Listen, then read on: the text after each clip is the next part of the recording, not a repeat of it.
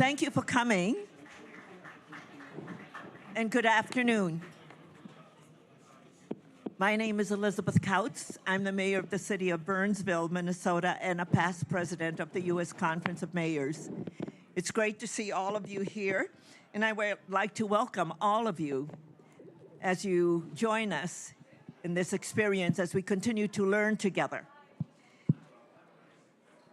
This conversation is going to be discussing how to finance resiliency efforts and how best we can protect our most vulnerable population.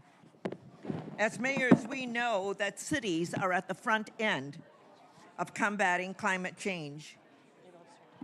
Our communities know firsthand the catastrophic consequences of climate change crisis and in what it's like to become one of the hottest years on record. Extreme weather events represent one of the most visible consequences of a rapidly warming planet. Since 1980, costs from extreme weather events in the United States have exceeded over $2.6 trillion. That's with a T, trillion. In the past year alone, the United States has been impacted by 25 different extreme weather events, with losses that accounted for over $1 billion for each event. According to the National Climate Assessment, the U.S. now experiences $1 billion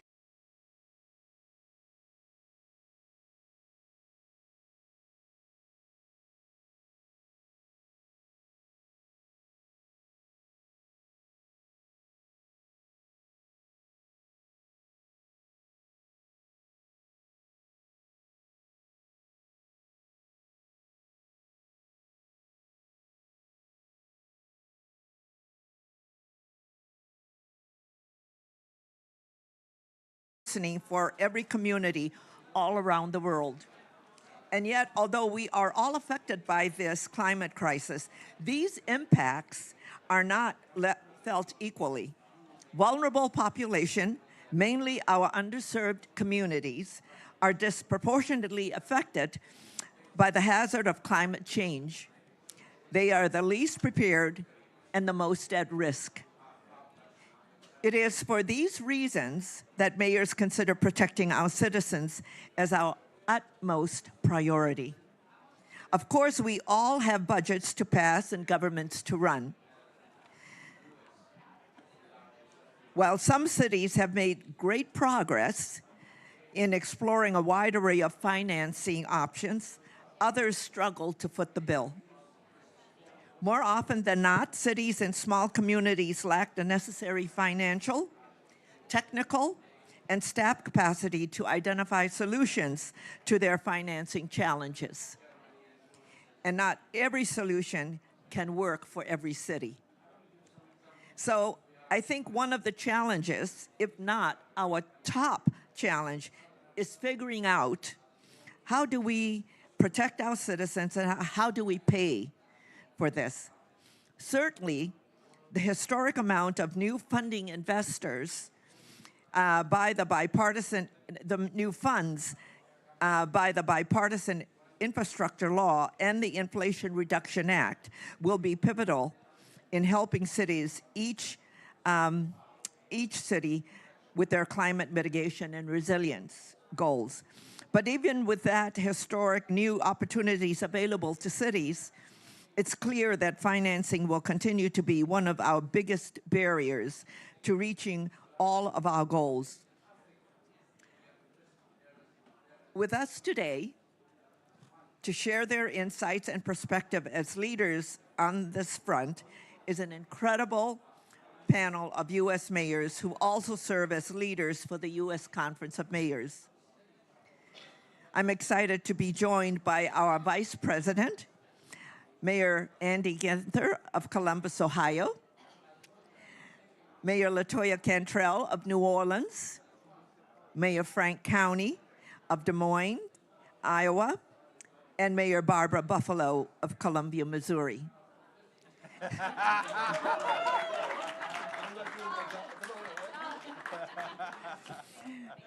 The mayors represent diverse cities with vulnerable populations.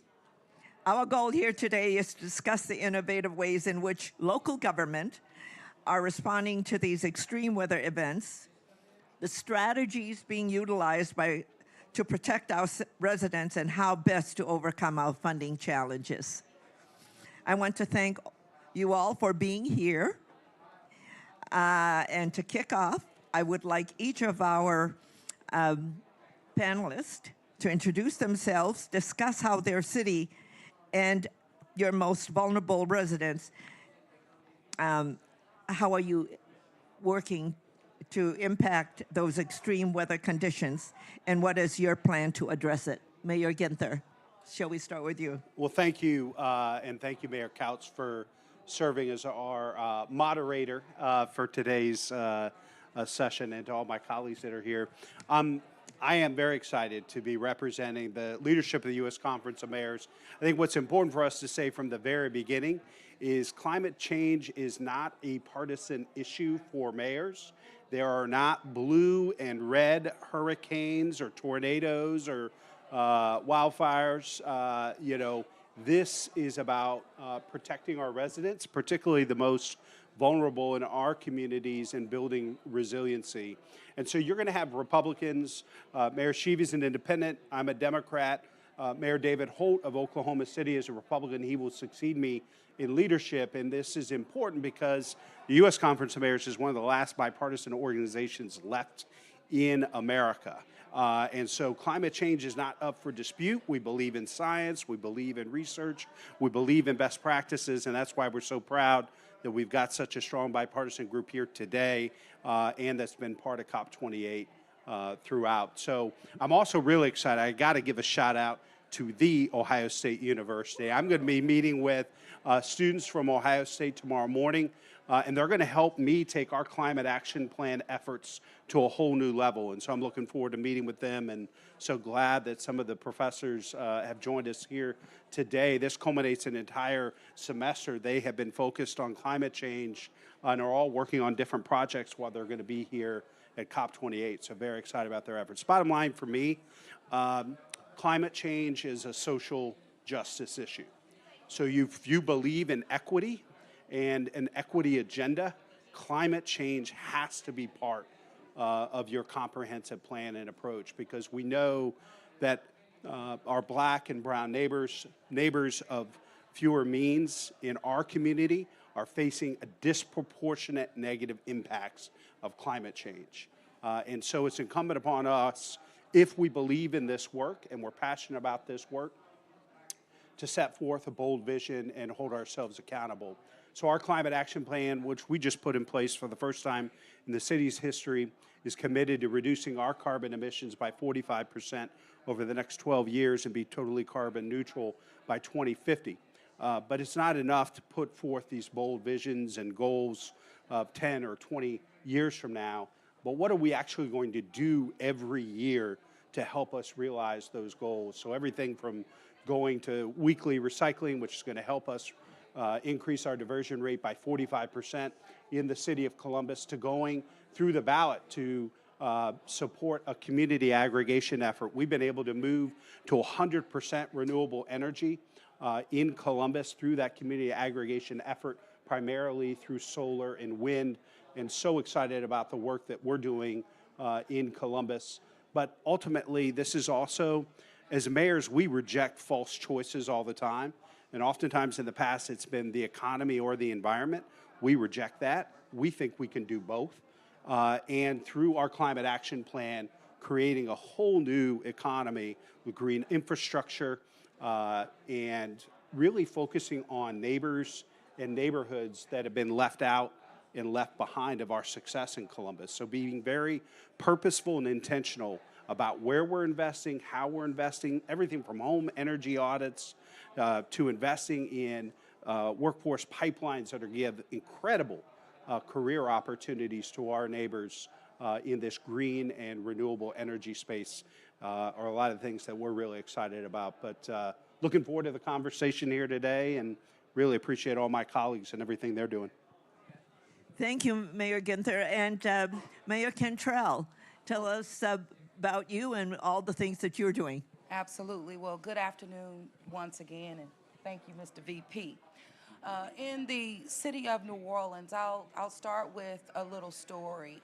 I took office in May of 2018, and about 10 days after Mother's Day hit. Mother's Day, the city received about 5 inches of rain in 2.5 hours, and I had to be picked up from my home in a high water vehicle. At that moment, I realized that my tenure as mayor was going to be one having to make bold and tough decisions to ensure that we addressed not only flooding due to rainwater, but just mitigating ourselves from hurricanes and the like. Following that, as it relates to that high water vehicle picking me up, right at 2021, we had the 5th heaviest rainfall. Then Hurricane Ida hit the same day as Hurricane Katrina hit about 17 years ago. But what was unique about Hurricane Ida, we were experiencing a heat wave. And so we lost power for 3 weeks on end, losing 11 of our people. But also when you fast forward here even to this year, my administration, I had to file my first emergency declaration because of excessive heat, much like many other cities across the United States of America, but also followed by an emergency declaration due to a drought relative to the Mississippi River. That was this year. And what happened when the Mississippi River experienced this drought in the upper Ohio region, we were then faced with saltwater intrusion, a scare for that. And when you talk about saltwater intrusion, that is the Gulf of Mexico opening up. And again, how do we deal with that? But most importantly, what we've had to do, 26% of the residents of the city of New Orleans are at or below the poverty line. 2/3 of our people live in census tracts that are disadvantaged, and this is identified by the federal government. So it has been a priority to focus on our Black and brown communities, no doubt about that. And that is one, having to, I talked about bold decisions, had to go to the state of Louisiana to push for a redistribution of tax dollars to come to the city of New Orleans because the back of the state is off of New Orleans. And so we don't get our fair share of those tax dollars. And I had to say, listen, if cash registers, well, toilets can't flush in New Orleans, cash registers can't ring in Baton Rouge. And literally doing the math is saying, hey, we have 19 million visitors coming to our city every year. Do the math, it's about 40 people in every home, flushing toilets, using your infrastructure and the like. But that unlocked over $300 million desperately needed and going into infrastructure improvements in the city. But in addition to that, having to leverage, again, the federal dollar. And so this has been from the Bipartisan Investment Act. We have been able to put those dollars to work, whether that is $8 million we've recently received by the U.S. Forestry for our urban canopy because of that extreme heat. And of course, the trees not only help with heat, but also capturing the rainwater, right, and freeing it up from going into the drains. But in addition to that, going and receiving over $55 million, our utility did, again, pushing for more money, but this is going to deal with our distribution lines, pretty much invest in our grid, because again, I told you we lost electricity for over 3 weeks during a heat wave. But not stopping there, making sure that we are investing in holding water throughout the city of New Orleans. And so we have a resiliency district, one of the first in the country, again, holding millions of gallons of water. We spent over $185 million investing in this, and this is using, whether it is our parks, neutral grounds, it's creating systems to hold water, again, from freeing up, going into those drains, and again, learning how to live with water. So working with our residents, working with them to hold water even on private property. So it's a mixed bag, I would say, of investments that we're making, but also solutions at the ground level so that people can see that these investments will have an impact on their daily quality of life. I have to be honest here. You have to bring people along. You really do. And although, you're disrupting their way of life in their neighborhoods with these infrastructure improvements, and they're like, wait a minute, I'm in traffic more. I can't navigate, my streets like I want to, but I'm saying, listen, your quality of life will be impacted. But I tell you, when the rainwater comes now in these areas where we've invested, people are saying, wow, no longer in my cars, no longer in my homes. But again, you have to bring people along. One example that I'm telling you, last year, the city of New Orleans in one of these projects, we got to 95% design, okay? Cost money for design to hold 25 million gallons of water in our city park that's not owned by the city, owned by the state. Well, some of the residents said, well, no, we don't want this. Had some state legislators again, no, we don't want this, we want to wait. Well, I had to redirect those dollars into a neighborhood so that we can continue investing and not turn those dollars back to the federal government. So I want to give you both sides of it, right? It's still a work in progress. It's a challenge, and we mayors are on the ground. We have to bring our folks along, utilize the resources to impact the quality of life of our people. So, hey, you can't, no matter if you're Democrat, Republican, we're mayors, and we serve everyone. So thank you. Thank you, Mayor Cantrell, for always telling us the stories and how you're dealing with all of the impact of climate crisis. Thank you so much for sharing. Mayor County, tell us what's going on in Iowa, in Des Moines. Well, I'm sure that's why everybody's here today, find out what's going on in Iowa. But I'll tell you, it's interesting is here we are, local government representatives, and I think it's been so well articulated up to now. We serve all the people all the time. It's not whether they wear a red shirt or a blue shirt or a green shirt or no shirt. It doesn't matter. We try to serve everybody. And in Iowa, a lot of people say, well, you're in Des Moines, Iowa, you're in the middle of the country, there's not an ocean around, you don't experience some of the things that New Orleans does with hurricanes and whatever. What's your problem? Well, let me tell you what's going on in Iowa. In 1993, we had a flood unlike anything we'd ever seen, flooded the whole downtown area and all the businesses, and we thought that was once in 1,000 years, and nothing's ever going to happen again. And I was front and center on that because I was in private business at that time, and our factory got flooded. Well, we had to get back in it.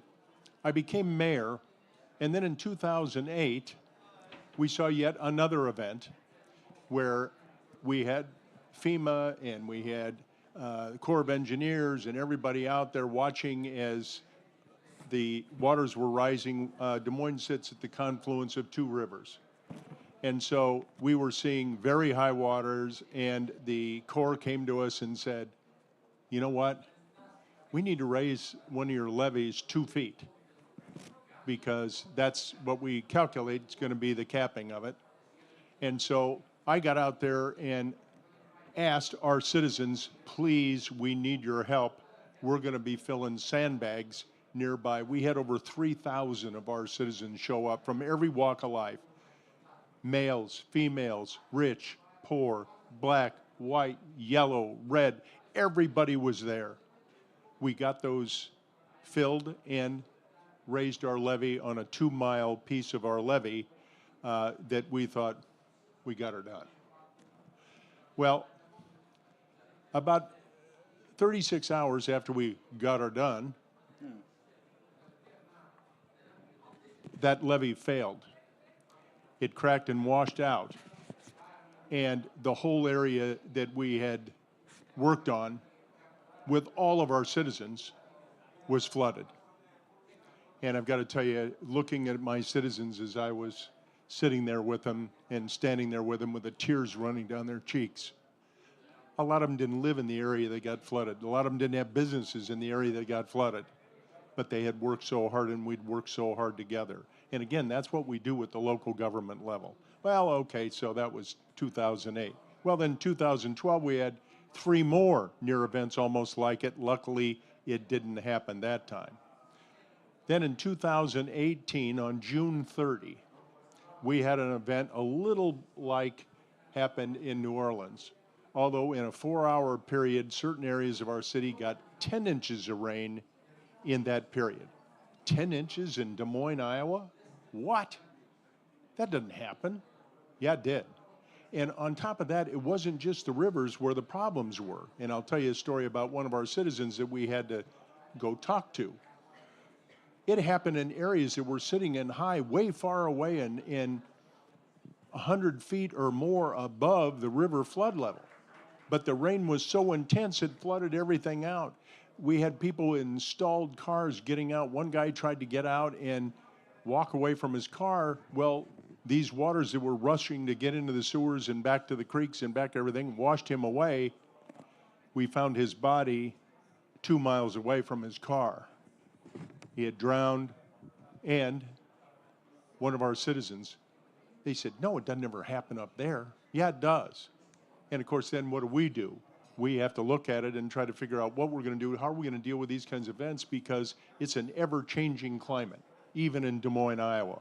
So we looked at storage situation for floodwater up in that area so that we didn't overburden our storm sewer system, that we could store water and incrementally and over time release it, as opposed to all of it going in just at one time. Millions of dollars it took for us to do that, but again, to protect our citizens. In certain other areas, as I said, I had a little story to tell. Our rescue people, this was near our rivers and one of the little creeks that feeds directly into it. The whole area was flooded. So our rescue people went, knocked on the door. People came to the door and said, what's going on? They said, flood, you need to kind of get out. They said, all right. Oh, no, you need to get out like now. And they said, okay, we'll get in our car. And he said, no, you're not going to get in your car. We're here on your deck, and we got the boat tied up to it. Your car's underwater. These people who were not high-income people and over 60, they couldn't believe it. We put them in a boat and took them away. Well, what are we doing over time? We're trying to relook at where we build, where we develop, how we support those people that are sometimes income challenged, who are building in areas which are beautiful part of the time, but are at risk of flooding and can be affected greatly, like these people. Although they didn't drown, we saved them. Then here we are again in Des Moines, Iowa. Everybody says you never have a hurricane there. Well, I got to tell you, about 4 or 5 years ago, I'd never heard of a word called derecho. Well, we had one derecho that came through Des Moines, straight line winds, 30, 40 miles wide swath that came through Iowa, went on through Iowa, but came through Des Moines with wind speeds of over 130 miles an hour. Well, that is about a high level 3 or 4 level hurricane kind of winds. And we had nearly 10,000 truckloads just of tree debris that we had to move to reinstall electricity. Our electricity in certain areas was out almost 2 weeks, and we had to redo it. Oh, that didn't happen in Des Moines, Iowa. Yeah, it did. Well, we've seen 3 more of them since. Not quite to that height of and level. We have to look at what we do and how we work to support all of our citizens. And often, as I've mentioned, and has been mentioned up here, some of our most vulnerable, lower income people are most at risk. So we are trying to do everything we can, and I know that my time is running short, but I quickly want to say one thing. We saw a lot of issues through the pandemic all across our country and quite frankly around the world, and partially my association with mayors from around the world sort of informed us and pre-prepared us for a pandemic. Well, we have to protect all of our citizens. And I'll tell you that through that, we got federal assistance, we got some federal help, and some of it was directed to our somewhat higher level of government at the state level, or we could have been funded directly. Because of mayors, we were able to establish a relationship in Washington. We get direct funding for some of these things now. Well, we got some direct funding for rental assistance for those that are income impaired and everything else, and we pushed it out. And we pushed out nearly 45 million, and we've been awarded another 50 million since then. And the state that got 196 and returned 89 million saying Iowa didn't need it. I got to tell you, citizens all across Iowa need it, all across this country need it, and the federal government saw it. But it's mayors working together as we try to help those that most need it in our communities. Thanks. Thank you, Mayor County. It's interesting that in every part of our country, we all experience events that have great impact to our citizens. Mayor Buffalo from Columbia, Missouri, tell us about your experience. Thank you, Elizabeth. Yeah, so I'm not normally on a panel talking about climate change with other Midwestern mayors, so it's kind of stolen. And I just want to say, I heard this yesterday, and I'm using it today. I'm stealing this. But it is an honor to bat cleanup on this amazing panel. Did you see what I did there? Thank you. Yeah, I loved that on one of the panels yesterday. But you know, in Columbia, Missouri, we're a university town. We're a small city, right? 130,000 population. And when we talk about climate change with our community members, it depends, right? University town, so some obviously conversation around it. But a lot of it's similar to what Frank said. That's not something that we're experiencing here. Well, we know, and I have this really unique experience where I was our sustainability manager for 11 years. So like I get to play with the data a lot. But what we found is that, you know, since the 1970s, we've experienced an almost 2-degree increase in our temperature. Our also flooding, the inland flooding and rainfall events that we've had have been those extreme weather events that are supposed to happen every 500, but obviously we're happening every 2. And I think about those when we're looking at our long-term comprehensive planning that we're putting forward. So in the city of Columbia, we're about 52% rental. And part of that's a college town, but part of that's just the nature of how our community is. And I'm going to kill this moth in a second, like totally Miyagi style. Yes. So one of the things, though, that we talk about is where we have the control and power, right? What can I control? And currently, the state has not preempted us yet on the ability to do rental compliance. So in Columbia, for us, we have been doing projects around our rental energy efficiency compliance for our built environment. With the 52% rental, or our percentage of rentals, we know we have this opportunity because the built environment that we have today is going to be the built environment I have probably for the next 50 years. And thinking about that impact on our local emissions and what we can do for those vulnerable populations that reside in our rental housing. So we put some, when you talk about financing, we put some of our ARPA funds into making improvements in our rental housing. So putting money within our housing programs to partner with our CDBG funds to help double down on the improvements that we can make there. But when we talk about the stories, like that's not a sexy thing to tell people. Like we're gonna come out and put insulation in your attic. It's like a warm blanket keeping you warm at night. That's not as exciting for them. But who we found it was exciting for were kids. And I'm not saying that they were really excited about insulation. They're excited about the superpower that I got to teach them that they had. So we started a campaign called the Show Me Heat program, where we started measuring our urban heat island effect, especially in our central city neighborhoods, which were more built out. And we did it through junior high students and elementary school students. They were our like young scientists going out there and helping us do the data for measuring temperature in the summer. And they were the ones then going home and talking to their parents with their superpower of pester power about the things that their parents should be doing to improve both the quality and comfort within their own homes, but the impact it makes on a global scale. And so with that pester power, we're now working within, we're using targeted universalism to work within our neighborhoods to have them be the ones helping guide the actions that we're going to use some of that funding for to make these improvements. And so when we talk about, you know, in a small city, like what can we do? It's really leaning into that and then also using the force of our network that we can do to get more throughout the Midwest. And then I'll just add one more story with our dollars. The things that gets crazy, you know, again, we're landlocked. I mean, there's a river somewhat near us, but like the Missouri River is not something that we talk about as much. The one thing that we do talk about, though, is our creeks. So impaired waterways are obviously an issue in the runoff that we have from state agriculture, everything coming in. Well, just last year, for one of our creeks, we had our record daily rainfall, one day in June since 1928. We had never experienced anything like this. We had 6 inches fall in a period of just a few hours. And what that then transformed into was then a historic flooding of our creeks that came throughout our downtown and in our neighborhoods, and washed away almost $1 million worth of part of our trail system and cleanup and roadway. And so just thinking about that was just, and we were also experiencing a drought, of course, right? You're having a drought and then you have the extreme rain.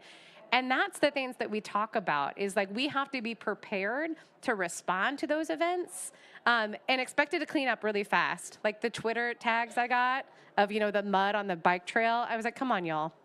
Patience. Give me a couple days, right, for them to get out there. But just thinking about that when we talk about these things do affect all cities. This comes into all of our communities, and what can we do to better prepare? So I am thankful that, we do see a lot more federal funds, this historic investment in. And I joked this morning, though, when we were talking to the Undersecretary of Transportation, he's like, this historic one-time funding. I'm like, ooh, let's stop saying one time. Like, let's keep this funding coming and, make this just part of how we do this. So I'm just really appreciative to be on this awesome panel, but being part of this movement. Thank you so much. Thank you for sharing your experience. One of the things that, I've been listening to everything that we've been talking about this morning, but all of us have experienced these crises and events. And like Mayor County, I'm in Minnesota, so we're in the middle of the nation at the very top of our state, of our country. But we also, I'm a river town. So I'm on the Minnesota River. So experienced flooding, also experienced the ratios. And the thing is, how are we funding this? I don't know what you all are doing. I know some of you are accessing federal funds.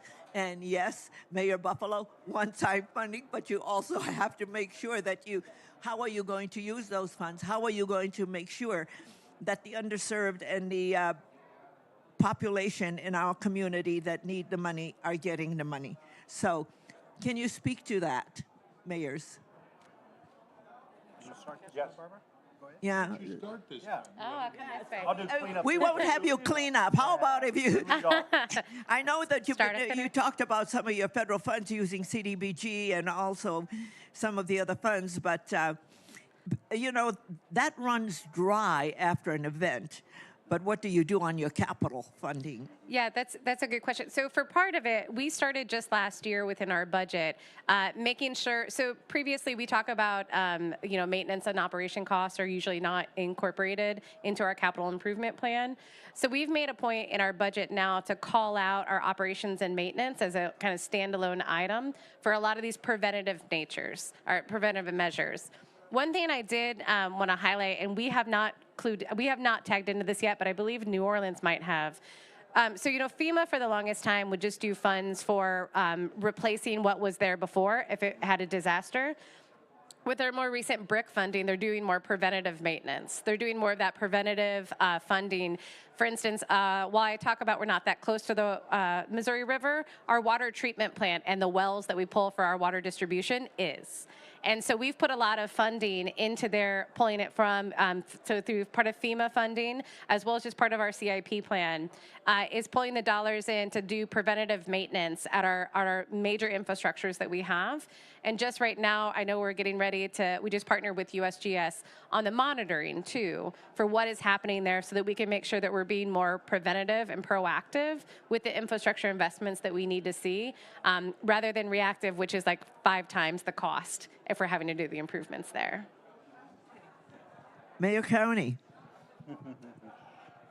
Well, Well, all of the federal fund that comes to your state and not directly to you, and when they skim off 30% for their administrative fees. Hello? Yeah, there is that issue. But nevertheless, we have looked at those issues, and we have made commitments to try to do a lot of work to protect areas of our city, and we had a long-term capital improvement plan idea to get it done, but as these extreme events continue to increase, we knew we had to do it faster. So we actually passed a local option sales tax that state wouldn't allow us to get a great big one, but we got 1%. And so we're yielding over $50 million a year. That gives us a little more capacity to do some of the work that we're talking about, and also extend our CIP budget so that we can meet the needs of all of our population much more quickly. So at the moment, we're in the process of doing a whole infrastructure plan, and Des Moines is not a huge place, but we're, over the next 10 years or so, going to spend over $500 million improving all that infrastructure to protect all of our citizens, and also, by the way, meet federal standards on sewer separations and everything else. But we try to rely on a wide variety of funds, whether it's partnering with a county, partnering, we hope, sometimes with a state, getting direct federal funds, whether it's IRA or ARPA or, you know, whatever, infrastructure. And this administration has been very helpful to local government, and we hope that it's not one-time funding. It's a continuing source and partnership because, by the way, local government, that's where everybody lives.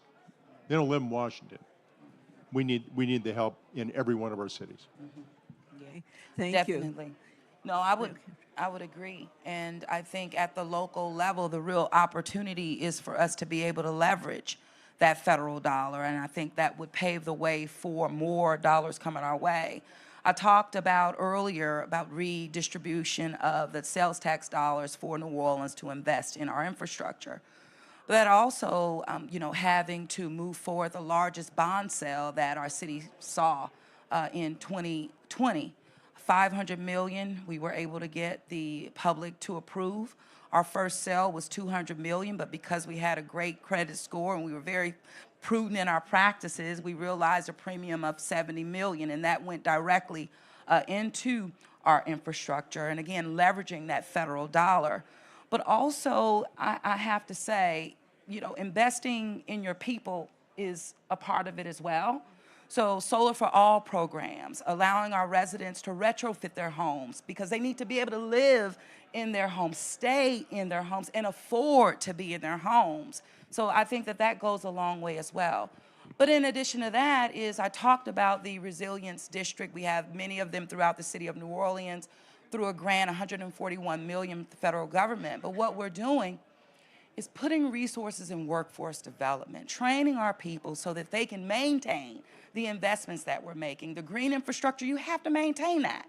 But it's also creating jobs of the future, which are jobs right now. And even as I talked about the tax dollar getting a little bit more from the state, well, a portion of that was also redirecting dollars that were going to marketing. You know, New Orleans, we're the most Afrocentric city in the United States of America. Culture is within our people, and it is economy as well. But there was tax dollars going into marketing our people, and so that you can come visit New Orleans. So now that money is now going into our people directly, so meaning so that they can sustain the culture because it is economy. So it's just being very flexible in terms of how we're investing, of course, in our infrastructure, and also understanding that our people are infrastructure too, and ensuring, again, that the infrastructure investments that we're making are building our people up as well. Great. Thank you so much. Mayor Ginther.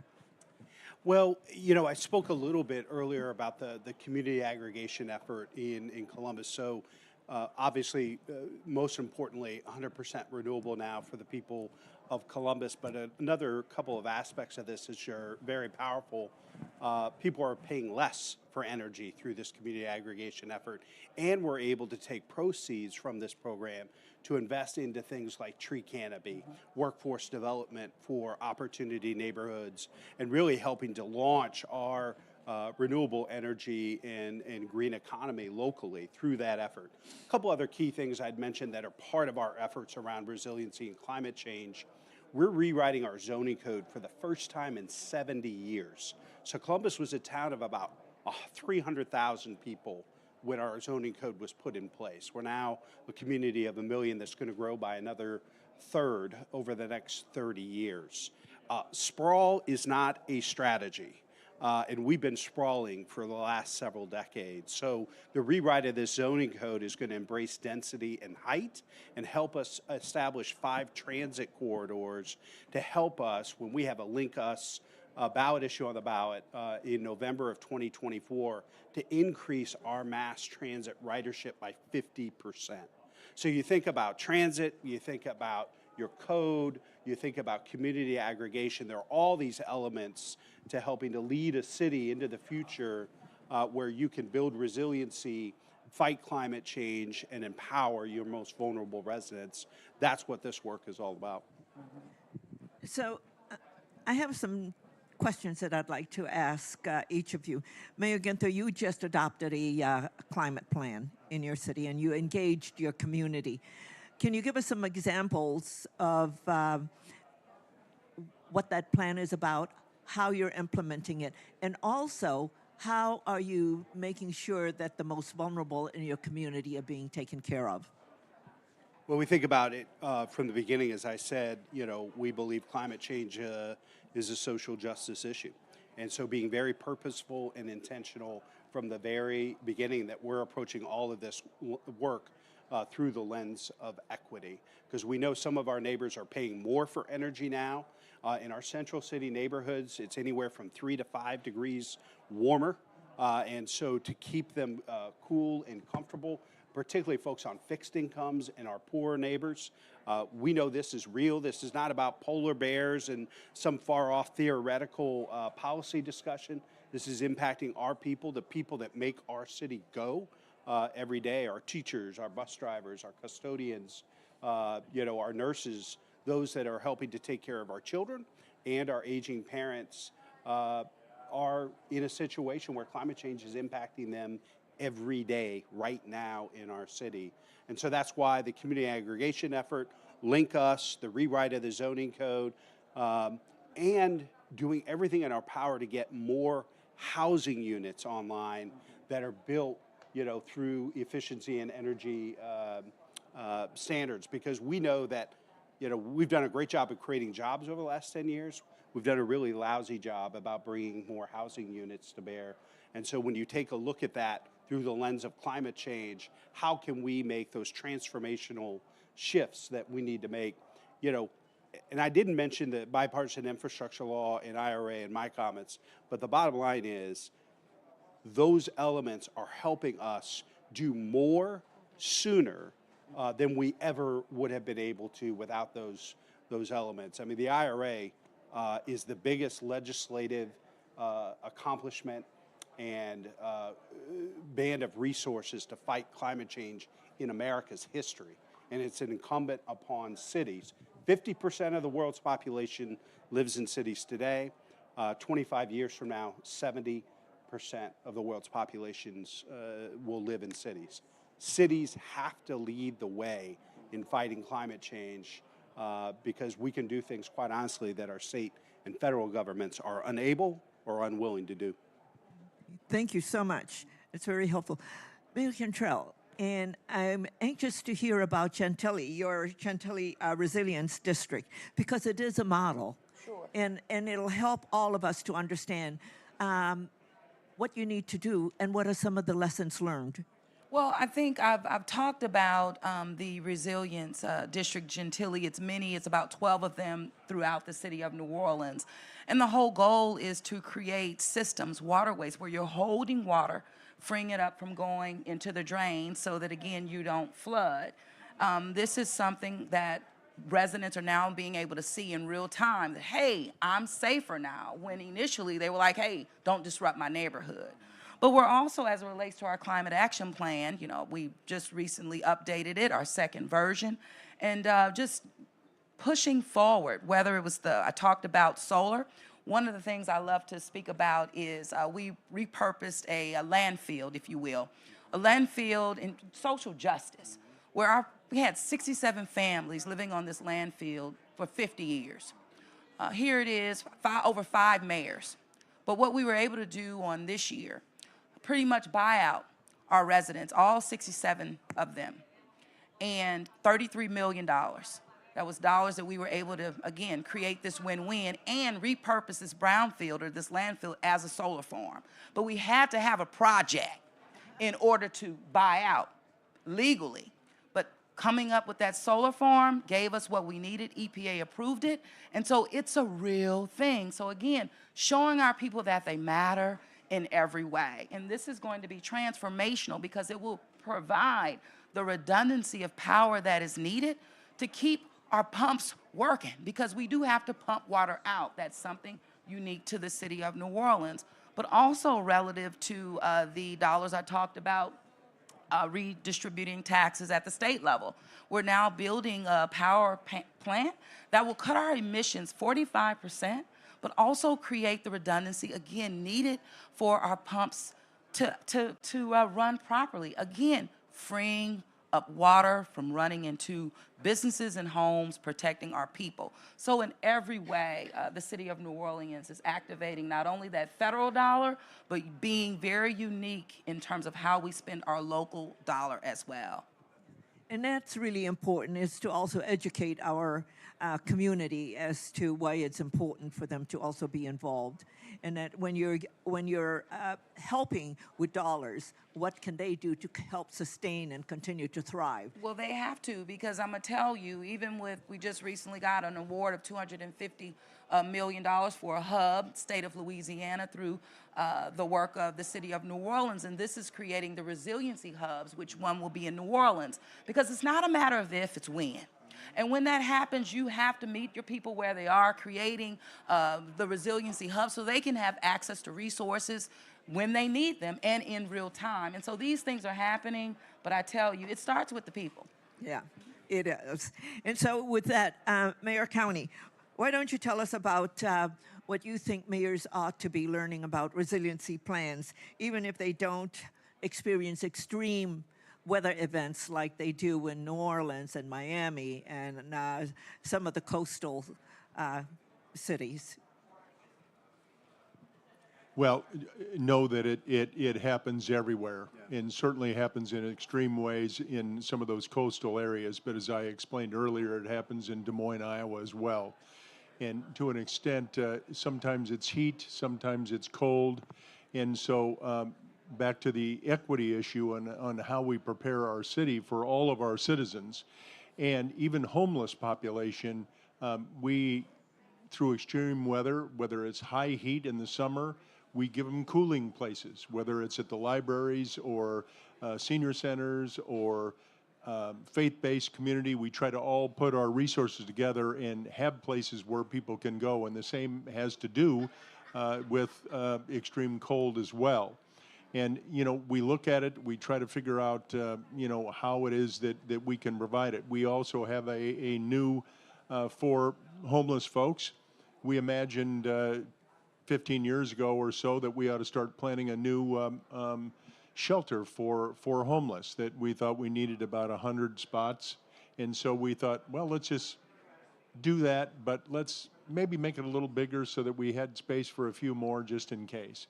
Well, there have been times through the winter, extreme cold events in Iowa, when we've seen nearly 200 in that homeless shelter. And some will claim that they don't want to do it, so we have to do other extreme things. Keep in mind, again, unlike some of these other places along the coast that experience and everybody knows they need to be prepared, science tells us that in the next 5 to 10 years, I was told a couple weeks ago, that we better get ready, that Des Moines, Iowa is going to experience multiple days a year at 125 degrees. 125 degrees in Des Moines, Iowa? No, that's not supposed to happen. That happens, you know, in the South, in Arizona, and, you know, places like that. It's really hot. No, it's starting to happen all across this country, all across the world. And Des Moines, Iowa is not a place that's not going to happen. It is going to happen, and it's not if it's going to happen, it's when.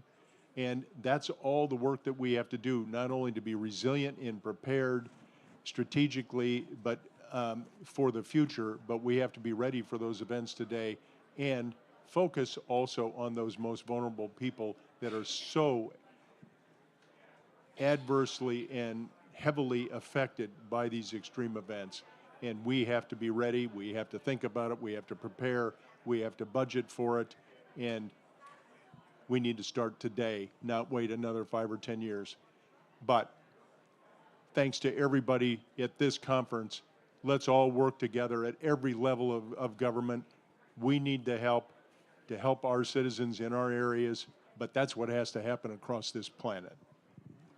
Thank you, Mayor County. So, Mayor Buffalo, you were just awarded $23 million from a RAISE grant. Can you please give us your advice as to what other mayors and cities might do regarding applying for and successfully leveraging those funds?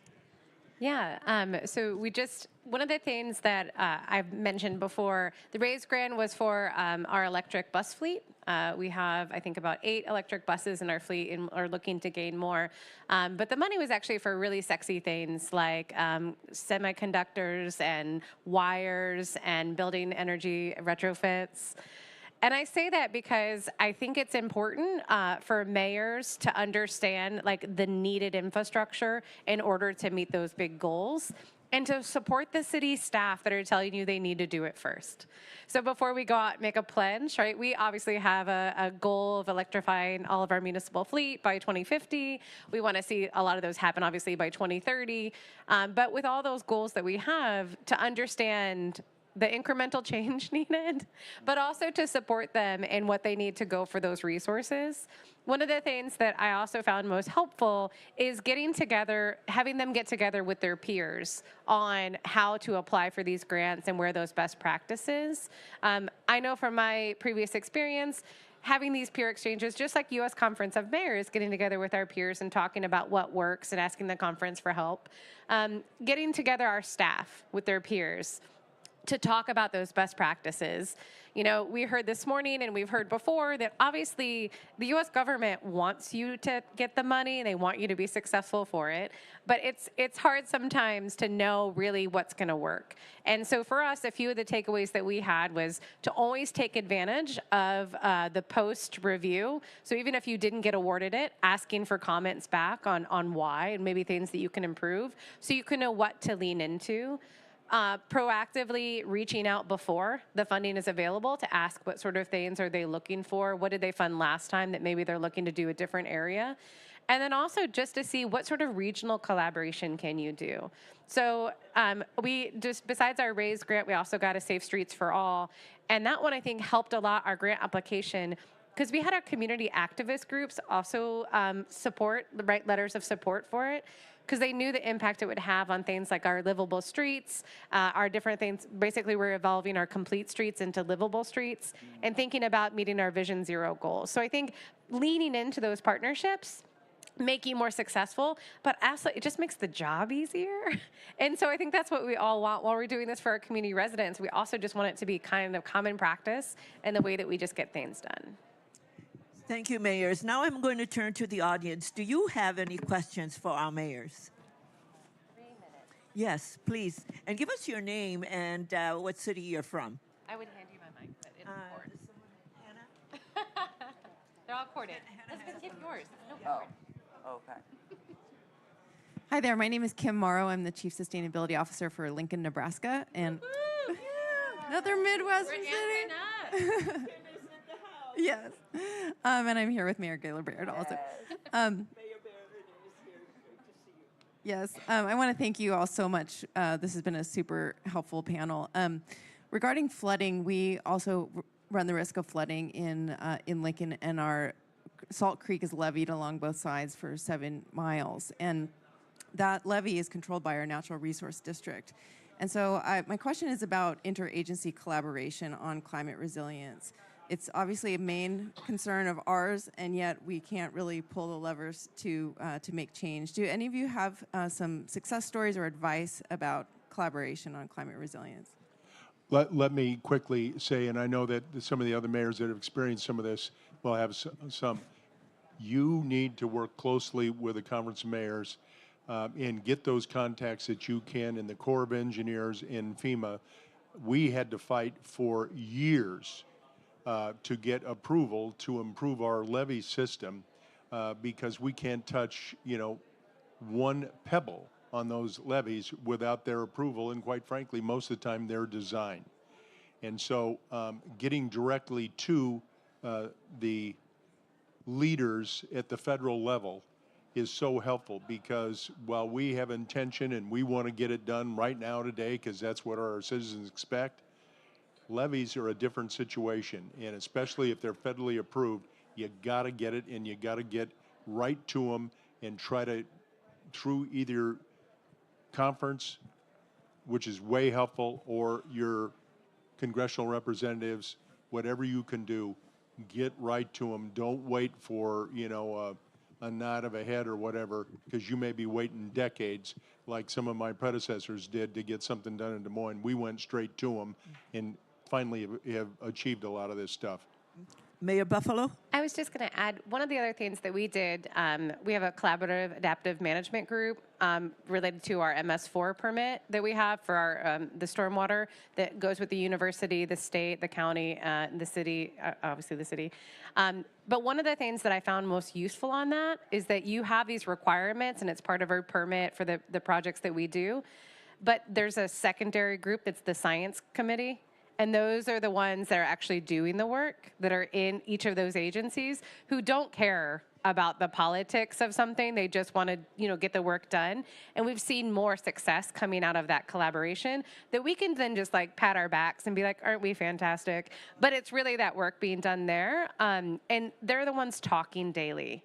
Or not daily, but you know what I mean? They're the ones more talking frequently, and that helped us then push back because they're the ones also asking their bosses about what can they do for partnership. So it's just one. Mayor Cantrell, because you've been fighting this fight and working collaboratively with so many, so we'll have you have the last word on all of this. Well, I think the bottom line is that it can't happen without collaboration. And one of the things we did in New Orleans, we created a federal infrastructure task force for interagencies as well as departments, where we meet and we determine collectively which grants, because most are competitive, what can you go after? But the federal government is looking for that. We recently won a Hydrogen to the Future grant, Build Back Better, from the Biden administration, $50 million, but it was the first regional collaboration that we were able to demonstrate in the Southeast Louisiana, which has been huge. But even talking about the $250 million we received for resiliency hubs, that was through the state, but it was New Orleans, again, leading the way, but in a collaborative manner. But you have to do it, and I'm happy to work with the mayor and provide any type of feedback that I can. Yeah. And the thing is that we're all here to help. Absolutely. And what you need, some of us have the experience or also have the path forward and can share that with you. So all of us are here to work together, and we're going to lean in to help Lincoln with what you need to do. Thank you. Our time is up. I've been given but we'll be here and we'll answer questions individually. But thank you so much, everyone, for joining us. I hope that this has been wonderful for all of you and you got some information.